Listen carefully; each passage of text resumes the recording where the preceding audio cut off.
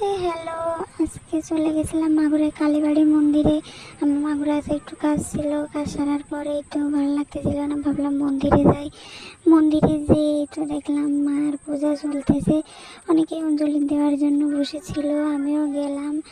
এই যে আমিও যে দেখলাম অঞ্জলি দিচ্ছে।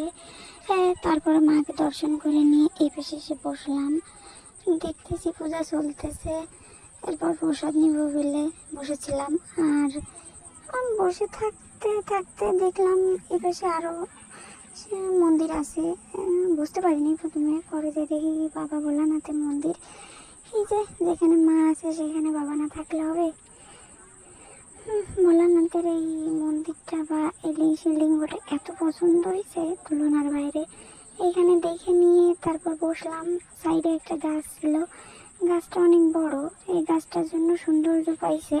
তবে গাছটা হচ্ছে হরিতকির গাছ, এই গাছটার জন্য মন্দিরে ছায়া দিচ্ছে, প্লাস মন্দিরের উপরে চিত্রটা অনেক সুন্দর লাগতেছিল। তারপরে কি মন্দিরের এক সাইডে বসলাম। এই যে এখন প্রসাদ দিবে, প্রসাদ নিয়ে চলে যাব, বাড়িতে যেতে হবে তো, তাই জন্য এই যে প্রসাদ নিলাম। আজকে পর্যন্তই।